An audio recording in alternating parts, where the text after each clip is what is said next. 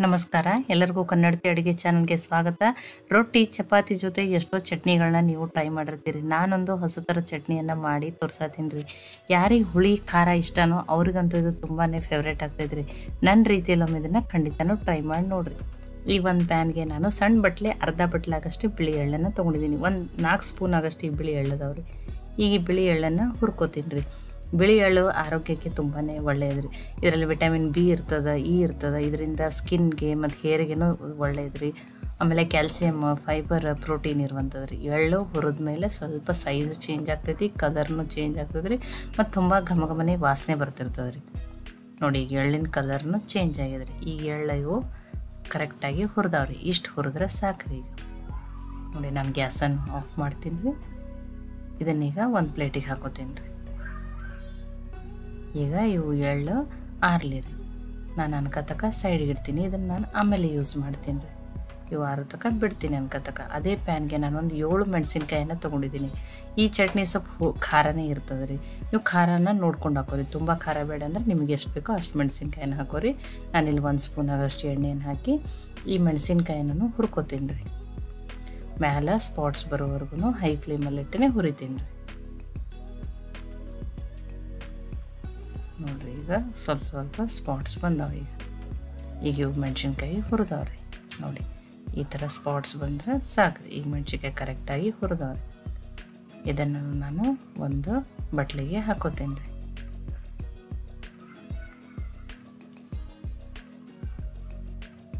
ಖಾರ ಕಡಿಮೆ ಬೇಕನ್ನೋರು ಒಂದು 4 ಮೆಣಸಿನ್ಕಾಯನ್ನೇ ಹಾಕೋರಿ. ನೋಡಿ ಈಗ ಮೆಣಸಿನ್ಕಾಯಿ ಹುರಿದಾವು. ಇದನ್ನು ಸೈಡಿಗೆ ಇಡ್ತೀನಿ. ಇದನ್ನು ಆಮೇಲೆ ಯೂಸ್ ಮಾಡ್ತೀನಿ. ಈಗ ಇದೇ ಪ್ಯಾನ್ಗೆ ನಾನು 2 ಕಟ್ಟಾಗಷ್ಟು ಪುದೀನ ಸೊಪ್ಪನ್ನು ಸೋಸ್ಕೊಂಡು ತೊಳೆದ್ಬಿಟ್ಟು ಕಾಟನ್ ಬಟ್ಟೆಯಿಂದ ಬರೆಸ್ಬಿಟ್ಟು ತೊಗೊಂಡಿದ್ದೀನಿ ರೀ. ಫ್ರೆಶ್ ಆಗಿರೋ ಪುದೀನ ಸೊಪ್ಪನ್ನೇ ತೊಗೊರಿ. ಚಟ್ನಿ ಟೇಸ್ಟು ತುಂಬಾ ಚೆನ್ನಾಗಾಗ್ತದೆ ರೀ. ಇದಕ್ಕೂ 1 ಸ್ಪೂನ್ ಆಗಷ್ಟು ಎಣ್ಣೆಯನ್ನು ಹಾಕ್ತೀನಿ ರೀ. ಇದನ್ನು ಈಗ ಹುರಿತೀನಿ ರೀ. ನೋಡಿ ಹೈ ಫ್ಲೇಮಲ್ಲಿ ಇಟ್ಟನೆ ಪುದೀನ ಸೊಪ್ಪನ್ನು ಹುರಿತಾ ಇದ್ದೀನಿ ರೀ. ನೋಡಿ ಸೊಪ್ಪು ಹುರಿದಂಗೆ ನೋಡಿರಿ ಅದೆಲ್ಲ ಕರಗ್ತದೆ ರೀ ಪಲ್ಯ. ನೋಡಿರಿ ಚೆನ್ನಾಗಿ ಹುರಿದದ್ರಿ. ನೋಡಿರಿ 2 ಕಟ್ನಷ್ಟು ಹಾಕಿದ್ದೆ ನಾನು. ಅದು ಹುರಿದ ಮೇಲೆ ಕರಿಗಿ ಎಷ್ಟು ಕಡಿಮೆ ಆಗ್ಯದ ರೀ. ಸಣ್ಣ ಬೌಲೇ 1 ಬೌಲ್ ಅಷ್ಟೇ ಆಯ್ತು ರೀ ಇದು. ನೋಡಿರಿ ಕರೆಕ್ಟಾಗಿ ಹುರಿದದ್ರಿ. ಇದನ್ನು ಗ್ಯಾಸನ್ನು ಆಫ್ ಮಾಡ್ತೀನಿ. ನಾನು ಅನ್ಕತಕ ಆಫ್ ಮಾಡಿ ಇದನ್ನು ಒಂದು ಬಟ್ಲಿಗೆ ಹಾಕೋತೀನಿ ರೀ. ನೋಡಿ 2 ಕಟ್ಟಿನಷ್ಟು ಪುದೀನ ಸೊಪ್ಪು 1 ಬಟ್ಲ ಐತ್ರಿ ಹುರಿಯೋಣ. ನೋಡಿರಿ ಚೆಂದಂಗೆ ಹುರಿದದು. ಇದನ್ನೂ ಸೈಡಿಗೆ ಇಡ್ತೀನಿ. ಇದನ್ನೂ ನಾನು ಆಮೇಲೆ ಯೂಸ್ ಮಾಡ್ತೀನಿ ರೀ. ಇದು ಒಂದು ಸ್ವಲ್ಪ ತಾರ್ಲಿ ರೀ. ಈಗ ಇದೇ ಪ್ಯಾನ್ಗೆ ಇನ್ನೊಂದು ಸ್ಪೂನ್ ಆಗಷ್ಟು ಎಣ್ಣೆನ ಹಾಕ್ತೀನಿ ರೀ. ಎಣ್ಣೆ ಹಾಕಿಲಿ 2 ಟೊಮ್ಯಾಟೋನ ತೊಗೊಂಡಿದ್ದೀನಿ. ಈ ಟೊಮ್ಯಾಟೋನೂ ಇದರಲ್ಲಿನೇ ಹಾಕಿ ಹುರಿತೀನಿ ರೀ. ನೋಡಿ ಮೀಡಿಯಮ್ ಫ್ಲೇಮಲ್ಲಿ ಇಟ್ಟೇ ಹುರಿನಿ ರೀ. ಒಂದು ಅರ್ಧ ಸ್ವಲ್ಪ ಟೊಮ್ಯಾಟೊ ಹುರಿದ್ಮೇಲೆ ನೋಡಿರಿ ಫಸ್ಟ್ ಒಂದು 2 ನಿಮಿಷ ಹುರ್ಕೊಂಡಿದ್ದೀನಿ. ಒಂದು ಅರ್ಧ ಹುರಿದು ಸ್ವಲ್ಪ ಸಾಫ್ಟ್ ಅನ್ನಿಸಿದ್ಮೇಲೆ ನಾನಿಲ್ಲಿ 1 ನಿಂಬೆಹಣ್ಣಿನ ಸೈಜ್ದಷ್ಟು ಹುಣಸೆ ಹಣ್ಣನ್ನು ತೊಗೊಂಡಿದ್ದೀನಿ. ಇದನ್ನು ಹಾಕ್ತೀನಿ ರೀ. ಇದನ್ನು ಅದ್ರ ಜೊತೆನೇ ಮಿಕ್ಸ್ ಮಾಡಿ ಹುರಿತೀನಿ ರೀ. ಟೊಮ್ಯಾಟೊ ತುಂಬಾ ಸಾಫ್ಟ್ ಆಗಬೇಕು ರೀ. ಚೆಂದಂಗೆ ಬೇಯಬೇಕು. ಆವರೆಗೂ ಹುರಿಬೇಕು ರೀ ಇದನ್ನು. ಅದಕ್ಕೆ ನಾನು ಮಿಕ್ಸ್ ಆಗ್ಯದೀಗ ಮುಚ್ಚಿ ಒಂದು 3 ನಿಮಿಷ ತೆಗೆದಿಡ್ತೀನಿ ರೀ. ಲೋ ಫ್ಲೇಮಲ್ಲೇ ಇಡ್ತೀನಿ. ಅಂದ್ರೆ ಟೊಮ್ಯಾಟೊ ಮತ್ತು ಹುಣಸೆ ಹಣ್ಣು ತುಂಬಾ ಸಾಫ್ಟ್ ಆಗ್ತೈತೆ ರೀ. ನೋಡಿ ಚೆಂದಂಗಿನೂ ಬೇಯ್ತೈತಿ, ತುಂಬಾ ಸಾಫ್ಟ್ ಆಗೈತಿ. ಚಟ್ನಿಗೆ ಇದೇ ಥರನೇ ಆಗ್ಬೇಕು ರೀ ಅದು. ಈಗ ಇದನ್ನು ಕರೆಕ್ಟಾಗಿ ಬೇಯ್ತೈತೆ ರೀ. ನಾನು ಇದು ಒಂದು ಸ್ವಲ್ಪ ತಾರ್ಲಿ ರೀ. ನಾನು ಗ್ಯಾಸನ್ನು ಆಫ್ ಮಾಡ್ತೀನಿ. ಇದನ್ನು ಬೇರೆ ಪ್ಲೇಟಿಗೆ ಹಾಕಿ ಇಟ್ಕೋತೀನಿ ರೀ. ಇನ್ನೊಂದು ಕಡೆಗೆ ಒಂದು ಒಗ್ಗರಣೆ ಹಾಕಿ ಇಟ್ಕೋತೀನಿ. ಅದಕ್ಕೆ 1 ಸ್ಪೂನಾಗಷ್ಟು ಎಣ್ಣೆನ ಹಾಕ್ತಾಯಿದ್ದೀನಿ ರೀ. ಎಣ್ಣೆ ಕಾಯ್ಲಿ ರೀ. ಎಣ್ಣೆ ಕಾಯ್ದ್ಮೇಲೆ ಒಂದು ಅರ್ಧ ಸ್ಪೂನಾಗಷ್ಟು ಉದ್ದಿನಬೇಳೆ, ಒಂದು ಅರ್ಧ ಸ್ಪೂನಾಗಷ್ಟು ಕಡಲೆಬೇಳೆ, ಇಲ್ಲ ಕಡಲೆಬೇಳೆ ಬೇಡ ಅಂದ್ರೆ ನೀವು ಯಾವುದನ್ನು ಒಂದನ್ನು ಹಾಕಿರೂ ನಡೀತಾರೆ, ಉದ್ದಿನಬೇಳೆ ಅಥವಾ ಕಡಲೆಬೇಳೆ. ಒಂದು ಅರ್ಧ ಸ್ಪೂನಾಗಷ್ಟು ಸಾಸಿವೆ, ಒಂದು ಒಣಮೆಣಸಿನ್ಕಾಯಿನ ಹಾಕ್ತಾಯಿದ್ದೀನಿ ರೀ. ಅದನ್ನೊಂದು ಸ್ವಲ್ಪ ಹುರ್ಕೋತೀನಿ ರೀ. ಉದ್ದಿನಬೇಳೆ ಕಡಲೆಬೇಳೆ ಕೆಂಪಗಾಗಲಿ ರೀ. ಕೆಂಪಗಾದ್ರೆ ಫ್ಲೇವರ್ ಚೆನ್ನಾಗಿ ಕೊಡ್ತದೆ ರೀ. ನೋಡಿರಿ ಉದ್ದಿನಬೇಳೆ ಕಡಲೆಬೇಳೆ ಕೆಂಪಗಾಗ್ಯಾವ್ರಿ. ಇಷ್ಟು ಕೆಂಪಗಾದ್ರೆ ಸಾಕ್ರಿ. ತುಂಬಾ ಕೆಂಪು ಮಾಡಬೇಡ್ರಿ, ಕೈ ಹತ್ತವ. ಮತ್ತು 1 ಸ್ವಲ್ಪ ನಾನು ಇಂಗನ್ನು ಹಾಕ್ತಾಯಿದ್ದೀನಿ ರೀ. ಫ್ಲೇವರ್ ಚೆನ್ನಾಗಿ ಕೊಡ್ತದೆ. ಒಂದು ಸ್ವಲ್ಪ ಕರಿಬೇವು ಸೊಪ್ಪು. ನಾನಿಲ್ಲಿ ಒಂದು 5 ಬೆಳ್ಳುಳ್ಳಿ ಹೆಸರನ್ನ ಸ್ವಲ್ಪನೇ ಜಜ್ಜಿ ಹಾಕ್ತಾ ಇದ್ದೇನೆ.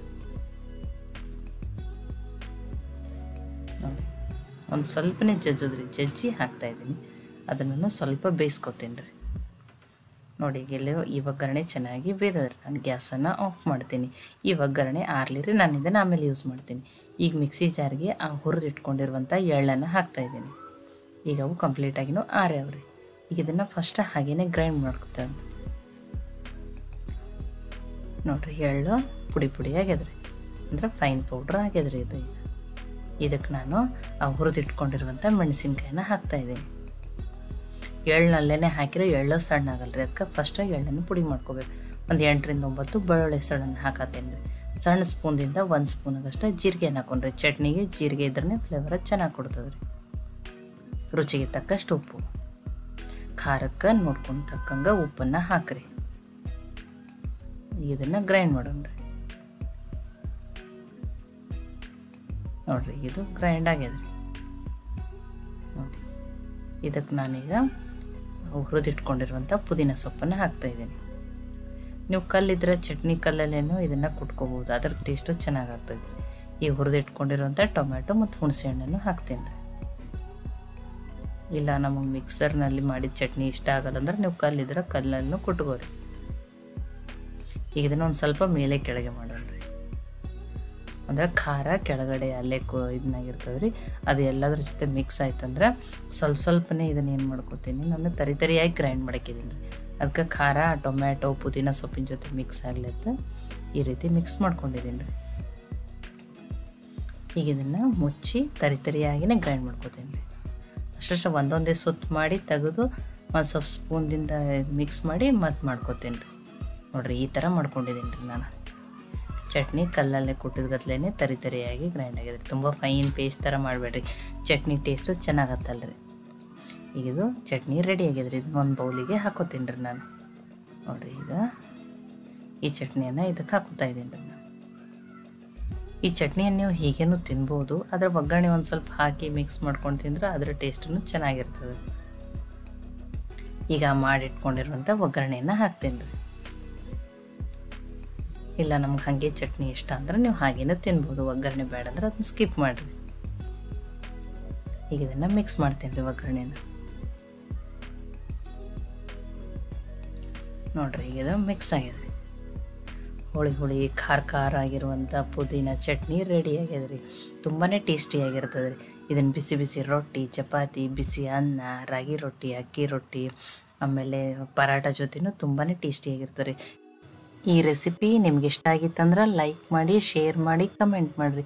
ಖಂಡಿತನೂ ಟ್ರೈ ಮಾಡಿರಿ. ಮತ್ತೆ ಒಳ್ಳೆ ರೆಸಿಪಿ ಜೊತೆ ಸಿಗೋಣ. ಎಲ್ಲರಿಗೂ ಧನ್ಯವಾದಗಳು. ಕನ್ನಡತಿ ಅಡುಗೆ ಚಾನಲನ್ನು ಸಬ್ಸ್ಕ್ರೈಬ್ ಮಾಡಿ, ಬೆಲ್ ಐಕಾನ್ ಪ್ರೆಸ್ ಮಾಡೋದನ್ನು ಮರಿಬೇಡ್ರಿ.